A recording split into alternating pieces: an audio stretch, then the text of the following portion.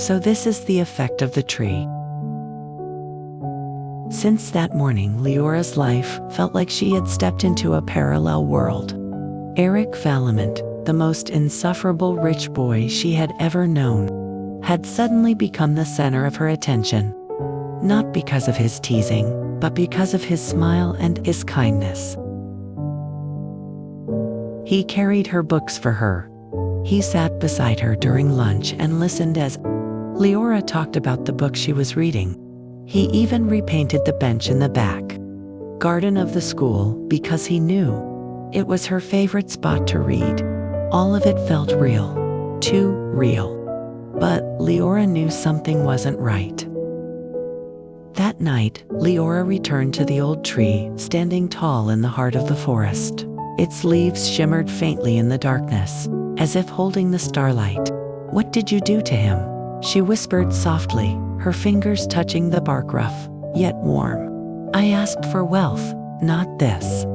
A gentle breeze blew, brushing her hair. The leaves rustled, as if replying. Then came a whisper, not from the outside, but from within her mind. "I only granted your truest desire." Liora stood still, her chest tightening. Sincere wishes are not always spoken aloud. Sometimes, they hide within wounds. So, it wasn't riches she longed for, but the love of someone she most wanted to hate, yet secretly longed to understand. The tree had uncovered the deepest part of her heart, and with an ancient magic binding, wish had altered someone's fate to fulfill that desire. Binding wish, an old spell that ties two souls together based on a hidden longing. Not forcing love, but opening a path to see what had always been overlooked. The next day, Eric waited for Liora at the school gates, holding 2 cups of hot chocolate. "It's cold today. I thought you might like something sweet," he said, offering her one of the cups. Liora took it slowly. "You've changed, Eric. Hopefully for the better." "Why?" Liora whispered. "Do you know?" Eric frowned. "I'm not sure. I just feel like I want to get to know you. I want to make up for what I did before." There was a quiet pause. Liora looked at him, and for the first time, she didn't see an arrogant rich boy. She saw a young man who was truly trying. "Thank you," Liora said at last. "But I still don't know if I can trust you."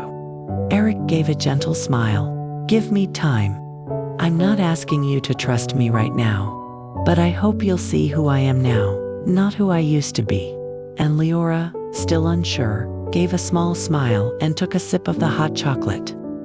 Sweet, like this strange morning, and like Eric, who no longer seemed so easy to hate.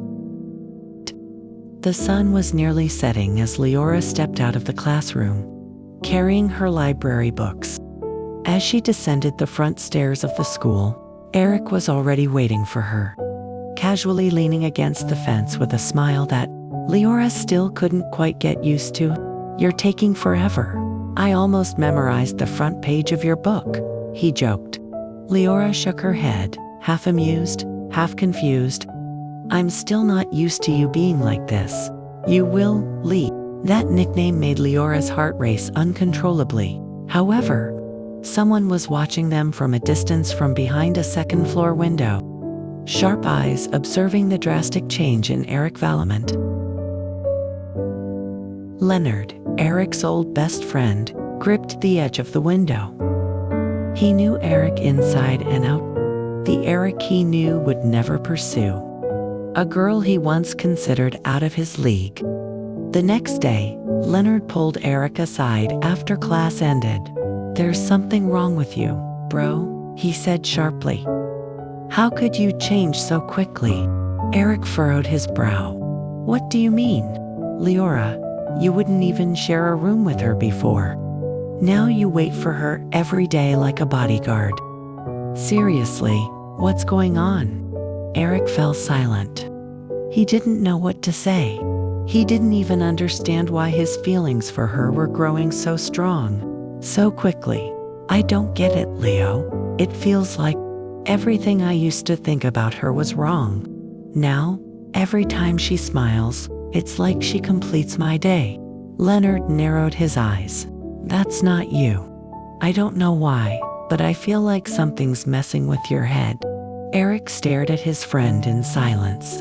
And in that moment, a strange feeling flashed in his mind. Like invisible threads of magic, slowly weaving through his thoughts.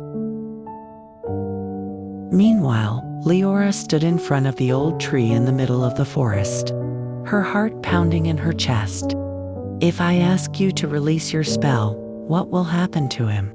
If you withdraw your wish, then the truth will return. But sometimes, the truth is harsher than the illusion. Liora bit her lip. She feared losing Eric as he was now, but she was also terrified that she had stolen someone's free will.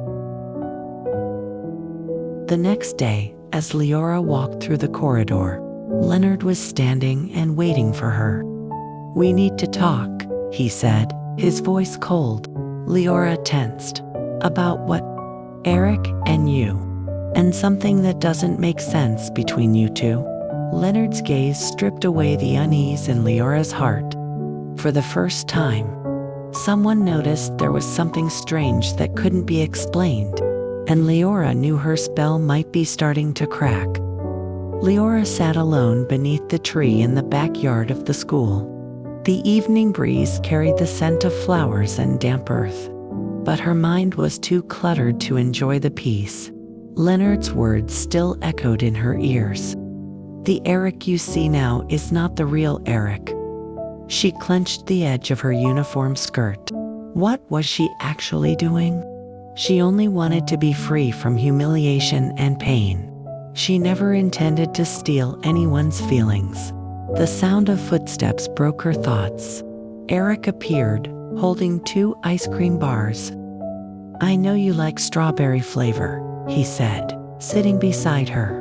Liora forced a smile. You know a lot about me now. Eric chuckled softly. I pay attention. There was a brief pause before he looked at Liora more intently. But lately, I've been feeling strange, Liora, like something inside me is changing, and I don't know when it started. But you make everything feel like it makes sense. Liora fell silent. His words felt like a knife to her chest, because Eric's feelings weren't coming from his own heart.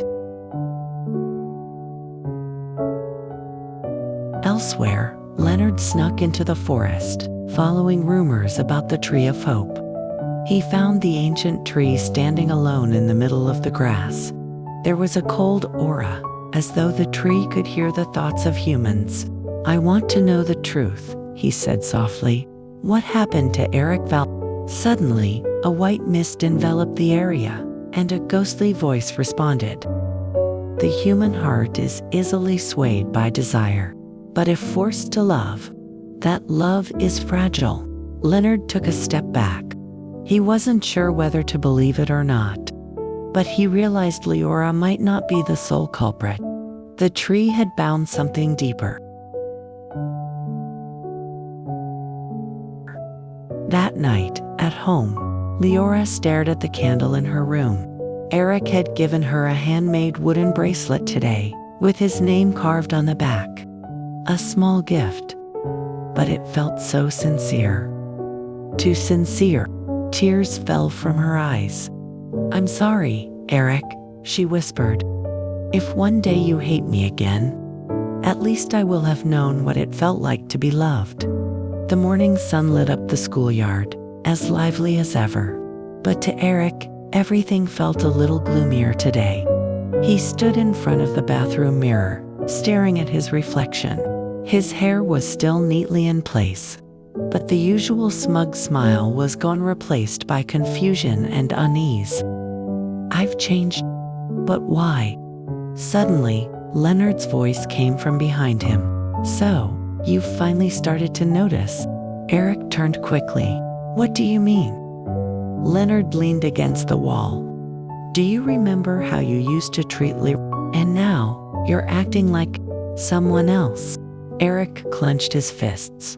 I just reevaluated everything. She didn't deserve what I did to her.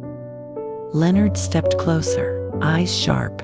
Or maybe your feelings aren't yours to begin with. There's magic binding you, Eric, and that's not love. The words cut deep. Eric wanted to deny it, but even his own heart had started to question everything.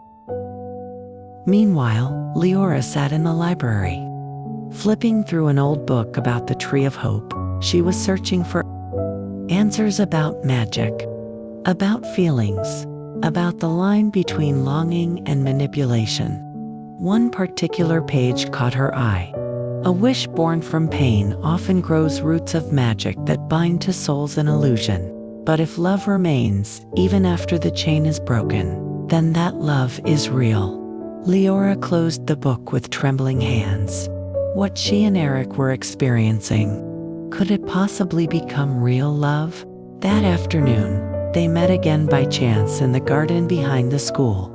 Eric sat on a bench, gazing at the sky as it turned orange. Liora hesitated, then finally sat beside him. I'm confused, Eric said at last. I feel like I'm falling for you, but there's this small voice in my head asking, is this really me? Liora held her breath. This was the moment to tell the truth, but she couldn't, not yet. So instead, she said, I'm confused too, but maybe we can figure it out together. They sat in silence. But for the first time, the silence felt sincere.